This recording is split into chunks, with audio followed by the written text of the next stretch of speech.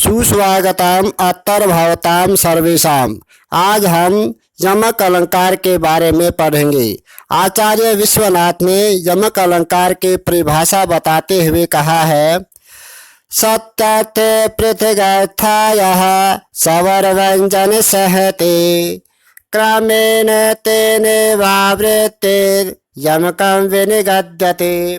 सत्यार्थे सति प्लस अर्थे अर्थ होने पर पृथगर्थया भिन्न अर्थ वाले सवर व्यंजन सहते सवर और व्यंजन समुदाय के क्रमेण तेने उसी कर्म से पुनरावृत्ति होती है।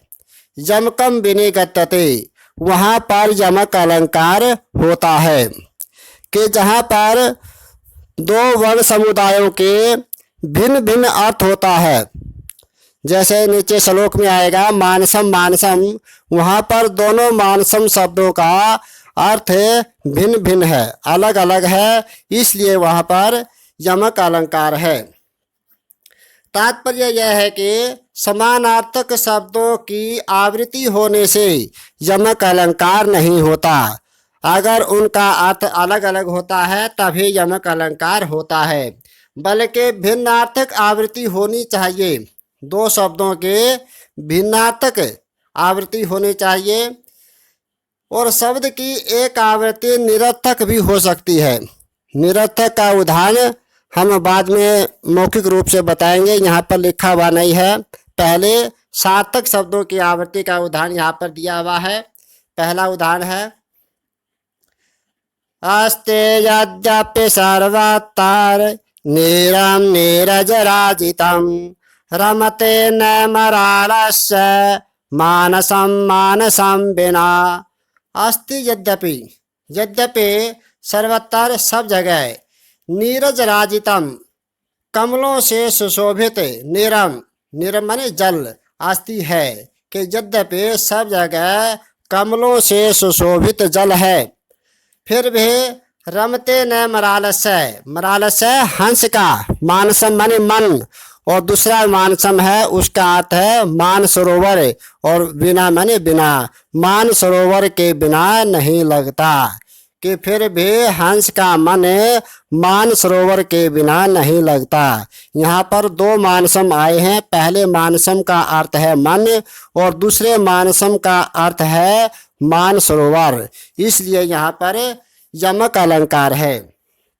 इसकी संगति यहाँ पर लिखी है। यहाँ पर मानसम यह वर्ग समुदाय, वर्ण समुदाय दो बार प्रयोग हुआ है।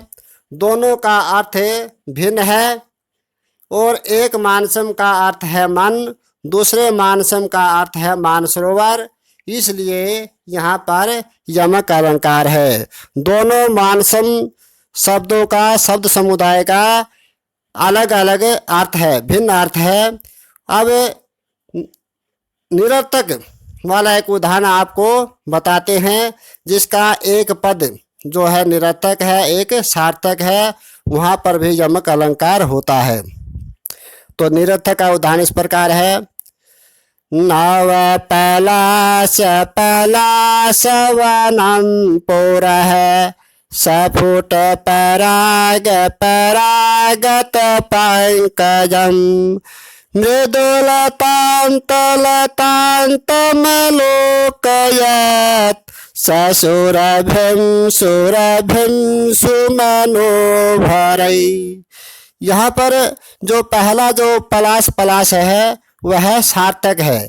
पहले पलाश का अर्थ है नए पत्ते और दूसरे पलाश का अर्थ है एक पलाश, एक ढाक के पेड़ को पलाश कहते हैं, तो उसका अर्थ है ढाक का वन, पलाश का वन। और यहाँ पर चौथे चरण में, चौथी लाइन में वहाँ पर आया सुरभिम सुरभिम, ये दोनों सार्थक शब्द हैं और दोनों का जो है अलग अलग अर्थ है। पहला जो सुरभिम है उसका अर्थ होता है सुगंधित, और जो दूसरा सुरभिम शब्द है उसका अर्थ होता है वसंत ऋतु। और यहाँ पर तीसरी लाइन में लिखा है मृदुल लतांत लतांतम लोकयत।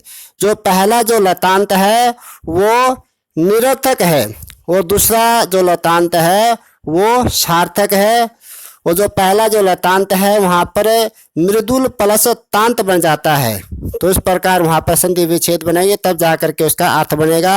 और मृदु प्लस लतांत लेंगे तब वहाँ पर लतांत का कोई अर्थ नहीं होता है, वो निरर्थक होता है। लतांत दूसरा जो पद है लतांत उसका अर्थ होता है।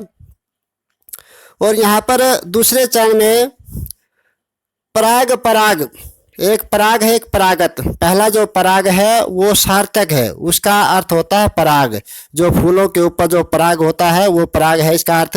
और दूसरा जो पराग है वो निरर्थक है। जब परागत, परागत का जो त जब पराग में जोड़ेंगे तब उसका परागत इसका अर्थ बन जाएगा युक्त, पराग से युक्त, तब इसका अर्थ बनता है। नहीं तो पराग ये निरर्थक है। तो इसलिए दोनों पदों में से एक जब निरर्थक होता है और एक सार्थक होता है तब ऐसे दो पदों की आवृत्ति होती है, तब वहाँ पर भी यमक अलंकार होता है। अगर दोनों पदों का समान अर्थ है तब वहाँ पर यमक अलंकार नहीं होता।